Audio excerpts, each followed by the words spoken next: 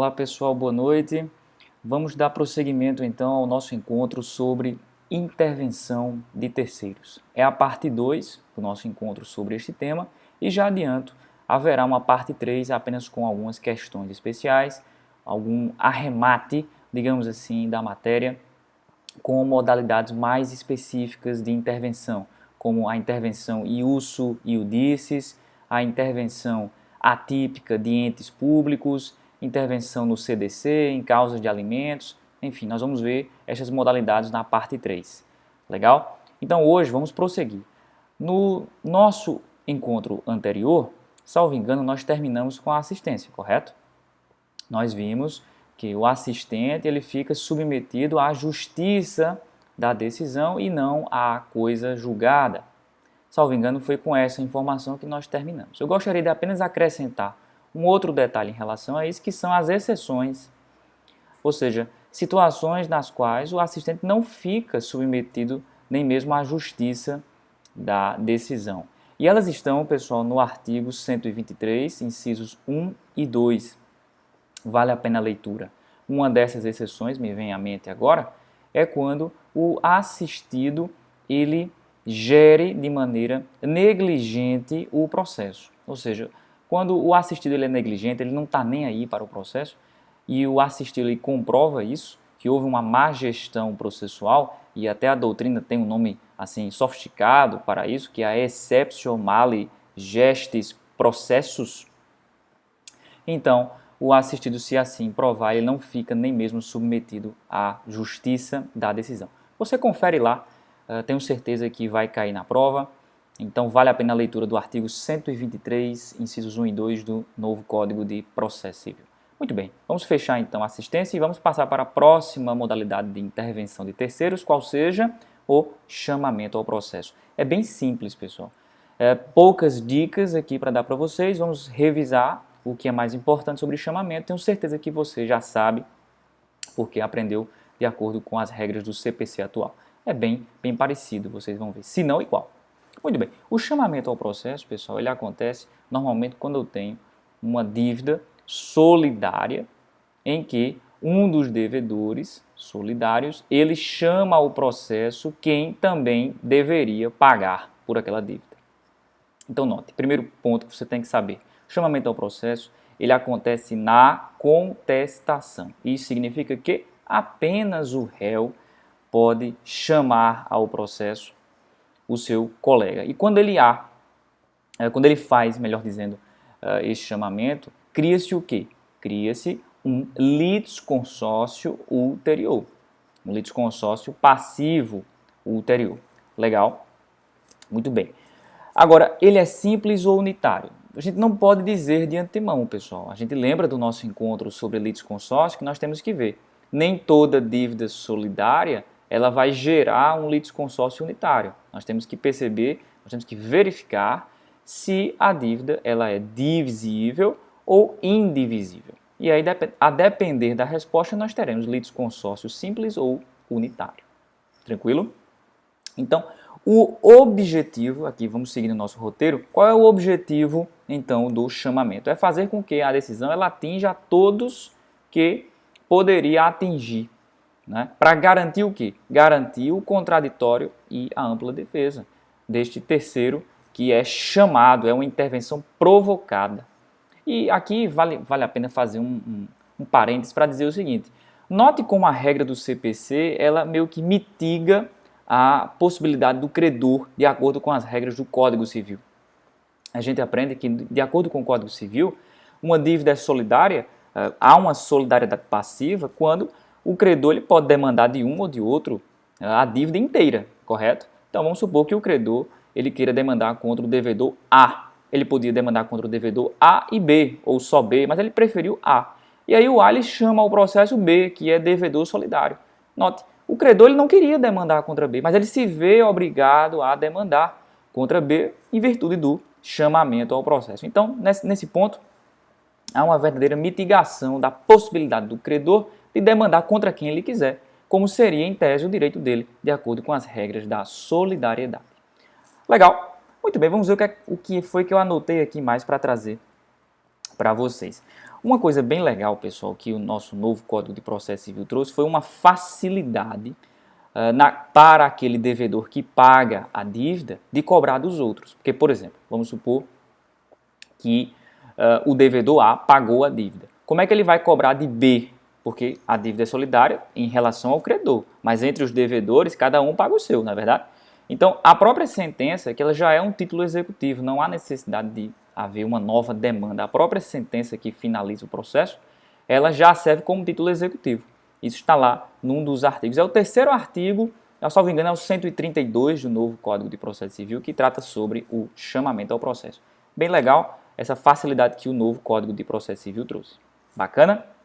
Muito bem. Quais são então os casos em que cabem chamamento ao processo? Aqui é o que mais cai em prova de concurso, sem dúvida. E como foi que eu decorei isso? Na verdade, não decorei, mas ou aprendi, não sei. É bem simples, pessoal. Basta lembrar desta regrinha, pelo menos que eu faço na minha cabeça. É devedor, devedor, ou seja, o devedor solidário ele pode chamar outro devedor solidário. Fiador, fiador, o fiador ele pode chamar o cofiador, tranquilo, que também tem responsabilidade solidária. E o fiador pode chamar o devedor. Ou seja, se o fiador for demandado, o fiador pode dizer, epa, peraí, eu sou fiador, mas vamos chamar o devedor primeiro, porque pode ser que eu tenha um benefício de ordem aqui, né? Agora, o contrário não, tá, pessoal? O devedor não pode chamar ao processo o fiador. Cuidado para não confundir. É o fiador quem chama o devedor, e não o contrário. As outras duas hipóteses são mais fáceis, né? Devedor, devedor, fiador, fiador. Você não pode esquecer disso. É o que mais cai. Legal? Muito bem. Uma última pergunta, um julgado recente de 2015 do STJ. Será que aquele que demanda contra um ente público, o Estado, por exemplo, requisitando o fornecimento de medicamentos, será que neste caso o Estado ele pode chamar o processo à União, alegando que a administração da saúde é competência comum entre os entes? O STJ, pessoal, entendeu que não, pois isso dificultaria o acesso a esse medicamento, a esse direito fundamental. Então, o STJ não admitiu este chamamento ao processo. Em tese, poderia ser até que cogitássemos essa possibilidade, em virtude da solidariedade. Mas o STJ, numa interpretação constitucional, tendo em vista a dignidade da pessoa humana do requerente do medicamento, ela entendeu que aquilo tumultuaria o processo. Então, se eu escolho demandar contra o Estado, é o Estado que vai responder. Ele não pode chamar a União para tumultuar o processo. Legal? Foi uma decisão de 2015 e provavelmente pode cair na sua prova, então eu trouxe para vocês. Muito bem, já fechamos então o chamamento ao processo, vamos passar já de imediato para a denunciação da lide. Você vai acompanhando no seu roteiro as principais dicas e vai escutando e acrescentando tudo que for dito. A denunciação da lide realmente é a mais legal, digamos assim, porque é a mais complexa, é a que tem mais questões, enfim, em prova de sentença civil cai bastante a denunciação da lide, então é bom ter uma boa noção de denunciação da lide para não ser pego de surpresa. Então vamos lá. A denunciação da lide, tem muita gente que fala denunciação à lide. Eu prefiro dizer denunciação da lide. Mas, assim, acredito que na prática é aceito também a denunciação à lide. Muito bem, a denunciação da lide, ela é uma nova demanda, pessoal. Note, é uma nova demanda, mas ela não cria um processo autônomo, tá? Ela é uma demanda dentro do processo originário, mas ela cria uma nova demanda que surge dentro deste processo em curso, tá? Que amplia objetivamente e subjetivamente a demanda. Ou seja, ela vai trazer um novo elemento de cognição para o juiz decidir. O juiz vai ter agora a demanda originária, réu A e B, e se B, ou A mesmo, mas o normal é que o réu ele denuncie da lide, o denunciado vai ter uma relação, outra demanda entre B e C, aquele que foi denunciado e chegou, é o terceiro. Então teremos duas demandas, a originária e a entre o denunciante e o denunciado. Tranquilo? Muito bem. Quando ela for provocada pelo próprio autor, e você já se ligue que o próprio autor pode denunciar da lide. É claro, é mais difícil, eu reconheço, mas, por exemplo, numa causa, deixe-me ver aqui, em que o autor está demandando contra alguém e ele já diz o seguinte, olha, eu estou demandando contra B, mas se eu perder, eu já estou chamando C para arcar com o prejuízo. Então, é possível, pessoal. Então, alguma doutrina diz que quando há denunciação feita pelo próprio autor, e esta denunciação ela já vem na própria petição inicial, aqui não haveria o caso, por exemplo, de intervenção de terceiros, porque a gente viu no conceito de intervenção de terceiros que o quê? A intervenção ela ocorre num processo em andamento. E aqui, na denunciação feita pelo autor, ela já ocorre de início, de largada. Então, alguma doutrina entende que não é realmente intervenção de terceiros. Mas, você fica com essa informação, mas vamos prosseguir adotando a tese de que a denunciação, seja pelo autor, seja pelo réu, muito mais comum, claro, ela é claro, intervenção de terceiros. Ela é uma modalidade de intervenção de terceiros. Legal? Vai acompanhando no material. Muito bem. A denunciação, pessoal, em regra, enfim, no geral, ela serve para quê? Ela serve para garantir o direito de regresso daquele que se vê obrigado a pagar a outrem uma indenização. Legal? Então, qual é o caso mais comum de haver denunciação da lide? Vamos supor, eu sou réu, eu causei o dano a outrem e eu estou sendo demandado por esta pessoa que sofreu esse dano.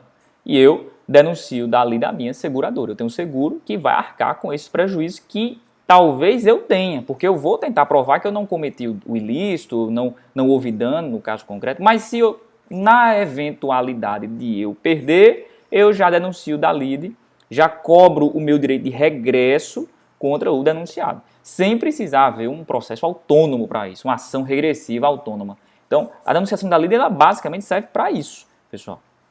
Tanto é que as duas hipóteses de denunciação da lide segundo o novo Código de Processo Civil é em relação à evicção e ao direito de regresso. A gente vai chegar lá já já, mas, em suma, é isso aí, pessoal. Legal? Muito bem. Então, a gente viu que a denunciação da lide, ela forma duas demandas. Bacana? Ou seja, a demanda original e a demanda entre o denunciante e o denunciado. Mas note, o juiz só vai analisar a demanda 2 entre o denunciante e o denunciado depois que ele resolver a demanda original. Porque a gente acabou de ver, o denunciado, aquele que foi trazido, ele só vai arcar regressivamente se o denunciante ele perder, né? Ele tiver algum prejuízo. Então, naquele exemplo, eu causei um dano a outra, em tese, e eu estou sendo demandado por isso. E aí eu denuncio a minha seguradora. Se eu conseguir provar, veja, que eu não cometi nenhum ato ilícito ou que eu não cometi nenhum dano, então a minha demanda entre mim e a minha seguradora, ela restará prejudicada. Porque eu venci o processo original. Eu não tive nenhum prejuízo, então não posso cobrar de outrem um regresso que eu nem mesmo tive nenhum prejuízo. Seria enriquecimento sem causa de minha parte. Então veja, a demanda primeira, a demanda original, ela é preliminar à segunda demanda, a própria denunciação da lide. Então, numa sentença civil, o juiz primeiro analisa a demanda original para depois verificar se é o caso de denunciação da lide e julgar procedente ou improcedente aquela demanda de denunciação da lide. É assim que funciona. Legal? Muito bem. Isso está no artigo 129, anotei aqui para vocês, do novo Código de Processo Civil. Muito bem. Legal. Então, quando eu tenho, só uma informação a mais que me vem à mente. Quando eu tenho a denunciação da lide, forma-se o quê? Um verdadeiro litisconsórcio. E mais uma vez, pessoal, a intervenção de terceiros tem tudo a ver com litisconsórcio. A gente está vendo isso, que cada intervenção de terceiro ela forma um litisconsórcio. Aqui, mais uma vez, na denunciação da lide, eu vou ter um litisconsórcio entre o denunciante e o denunciado perante, eles vão litigar contra o autor, digamos assim. Na nossa hipótese aqui, seria o réu que estava denunciando. Legal? Então, o denunciado, ele torce para quê? Ele torce para que o denunciante, no meu caso eu, né, que estou aqui litigando contra o autor, a minha seguradora vai torcer para quem? Vai torcer para mim. Ela vai torcer, tomara que João Lucas ganhe, porque aí eu não tenho que pagar nada a ele. Então ela vai também tentar me ajudar nessa. Então forma-se um litisconsórcio unitário no polo passivo neste nosso exemplo. Tranquilo? Muito bem. Uma questão interessante. O denunciado, pessoal, ele paga honorários sucumbenciais, porque nós temos uma nova demanda. E se nós temos uma nova demanda, nós temos que analisar se vai haver ônus sucumbenciais. E a resposta é depende, pessoal. Por que depende? Primeira coisa, a gente já viu. Se na demanda originária o denunciante ganha, então a denunciação da lide, ela não tem qualquer sentido, então o denunciado não vai pagar honorários. Não vai pagar honorários. Agora, vamos supor que eu perca, no nosso exemplo lá da seguradora. A seguradora foi denunciada por mim e eu perdi. Se a seguradora ela não se opôs, de qualquer maneira, ela chegou e não disse nada. Ela estava ali para pagar mesmo. Ela tem essa noção e quer pagar. Se ela não se opôs a esta denunciação, então ela não paga honorários, porque ela não deu causa. Tá? Ela não se opôs, ela não trouxe qualquer elemento que prejudicasse a denunciação. Mas se ela se opor à denunciação e eu perder e ela tiver que pagar, ela vai pagar honorários, porque ela agiu para impedir a denunciação, dificultar a denunciação. Ela se defendeu realmente. Então, se perder, a denunciada, no caso a nossa seguradora, ela vai pagar honorários. Tranquilo? Então, a resposta é depende, você tem que analisar essas circunstâncias. Muito bem. Outra pergunta que pode cair na sua prova. É admitida a denunciação sucessiva, ou seja, o denunciado pode denunciar outra pessoa, trazer uma quarta pessoa ao processo, porque veja, na ação, no processo originário, nós temos A e B. B, no caso, eu, nosso exemplo, continuando sempre com ele, eu vou denunciar a minha seguradora. C, seguradora C. Será que a minha seguradora ela pode denunciar outra pessoa? E a resposta é sim, pessoal. O novo Código de Processo Civil, pessoal, ele permite a denunciação sucessiva apenas uma vez. Ou seja, só pode trazer uma quarta pessoa, porque senão seria o infinito. Ah, mas qual é um exemplo disso, João? O exemplo é do resseguro. Vamos supor que a minha seguradora, ela também tem uma seguradora dela. Acontece demais isso, pessoal. Especialmente quando nós temos aquelas seguradoras grandes que tratam de questões realmente grandes, de aviação, por exemplo. Elas têm resseguradoras. Então, neste caso, era possível haver uma denunciação da lide sucessiva, mas uma única vez. Legal? Apenas para trazer uma quarta pessoa, um quarto elemento para o nosso processo. Senão tumultuaria. Tranquilo? Então, essa pergunta a resposta é sim, é cabível denunciação da lide sucessiva. Mas a denunciação da lide per saltum, ou seja, pulando uma das pessoas da cadeia, ela é admitida? Então, quer dizer, será que eu posso pular na cadeia de relações?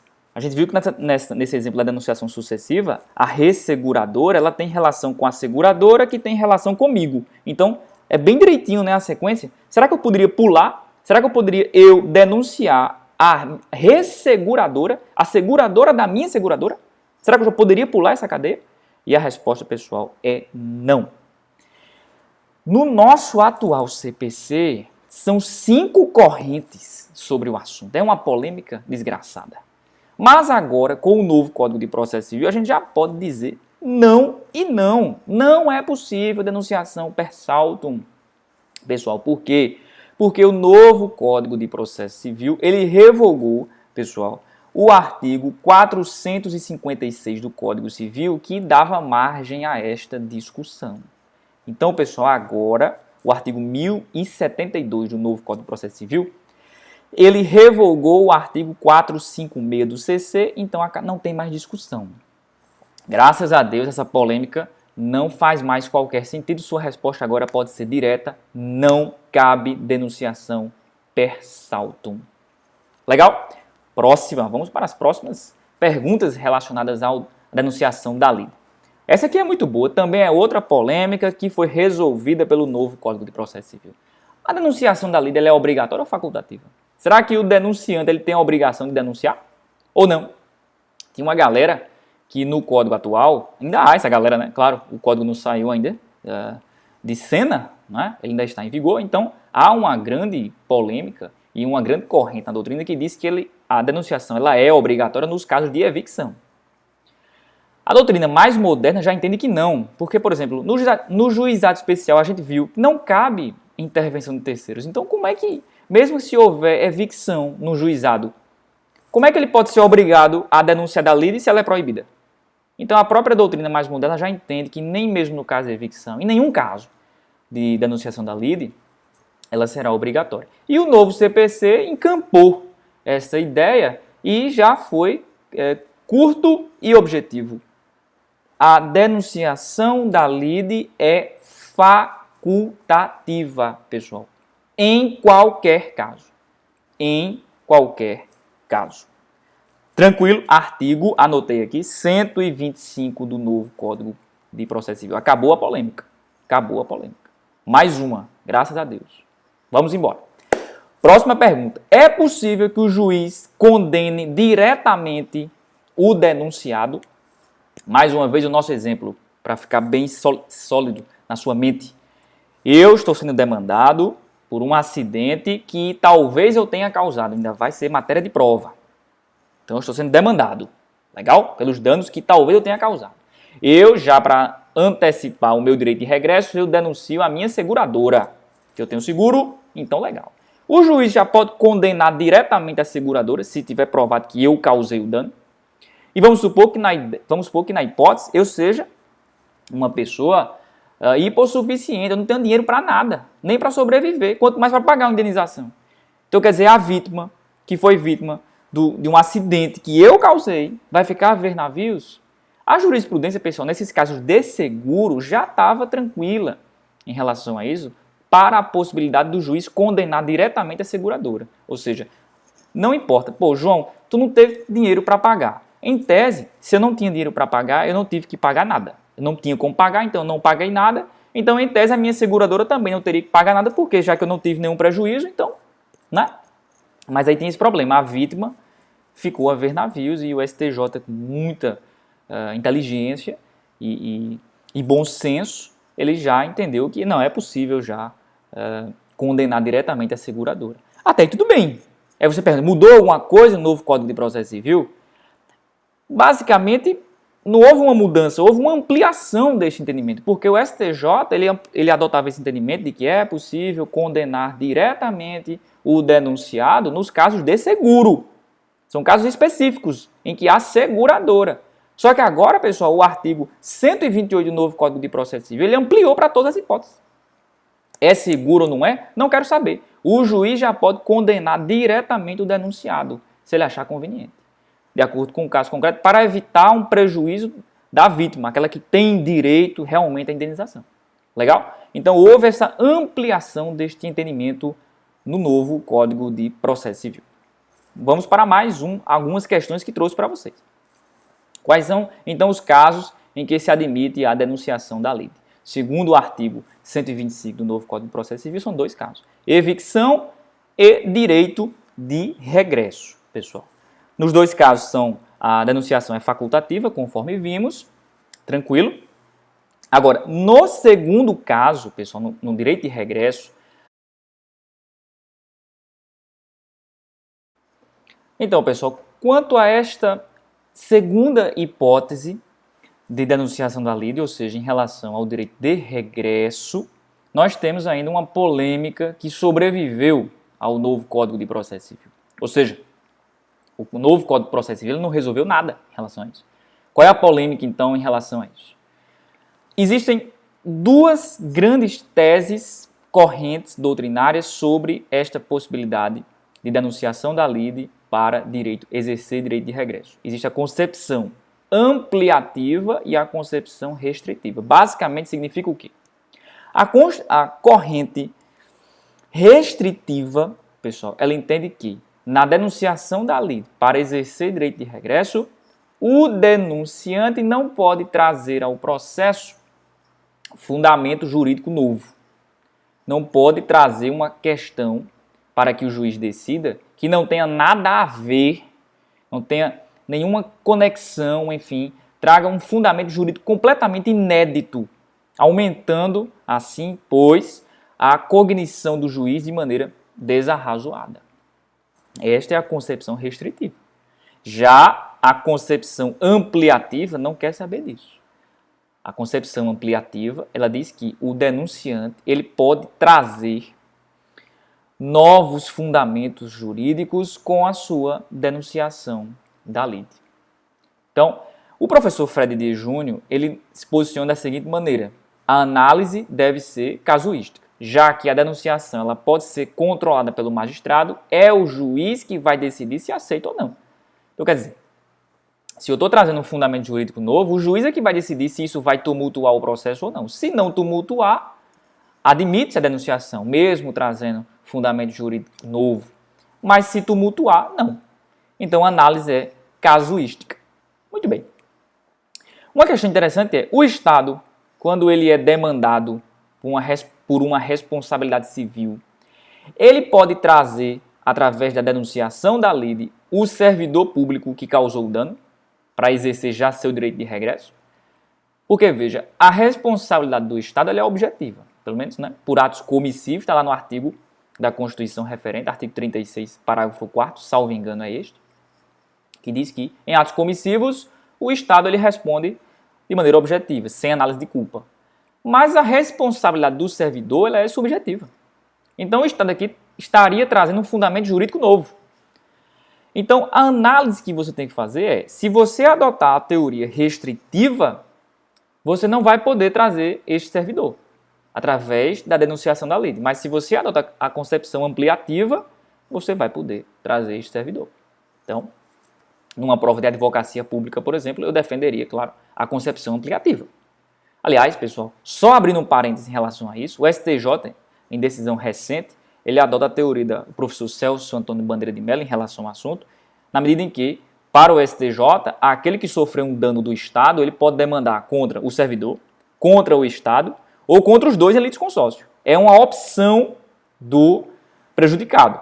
É uma teoria que difere da teoria adotada pelo Supremo Tribunal Federal, que é chamada teoria da dupla garantia, segundo a qual o prejudicado deve demandar necessariamente contra o Estado, e o Estado é que demande contra o servidor. Então, apenas para fechar esse parênteses, você relembra isso.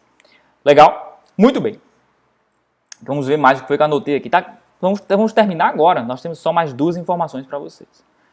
Na denunciação promovida pelo autor, pessoal, e a gente viu isso, que é possível na petição inicial e que para alguns não é bem intervenção de terceiros, não é isso? Na denunciação promovida pelo autor, o denunciado ele pode agir de algumas formas, pessoal. E uma delas é atuar ao lado do autor. Curioso, né? Ele vira litisconsorte, não do réu, mas do autor. Ele vai poder aditar a inicial, inclusive. Legal? Ele pode ser revel. Ele pode, inclusive, atuar ao lado do réu.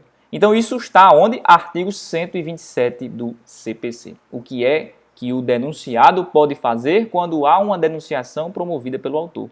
Se ligue lá, que vai cair na sua prova, tenho certeza. E outra novidade para a gente fechar nosso encontro de hoje, trazida pelo novo Código de Processo Civil, é a seguinte. No caso do denunciado, aquele que foi trazido ao processo pela denunciação da lide, ele for revel, ele nem aparecer no processo. O denunciante ele é obrigado a prosseguir no processo defendendo o direito? Bem, no atual código há uma polêmica em relação a isso, graças a um artigo do Código Civil, que realmente eu não anotei aqui, mas vou trazer na edição para vocês, que diz que o denunciante ele deveria prosseguir com o processo. O novo Código de Processo Civil, pessoal, diz que não. Não há essa necessidade.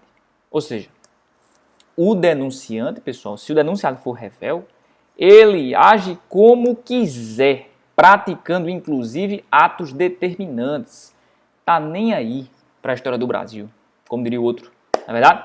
Isso está onde? Artigo 128, inciso 2 do novo Código de Processo Civil. Então acabou aquela polêmica que está no atual CPC. Vai acabar essa polêmica.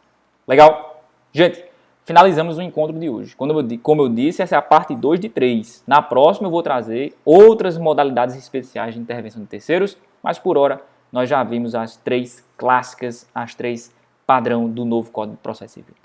Espero que tenham gostado. Qualquer dúvida, mande um e-mail, escreva um comentário, enfim, a gente tenta responder. Obrigado e tchau, tchau, pessoal.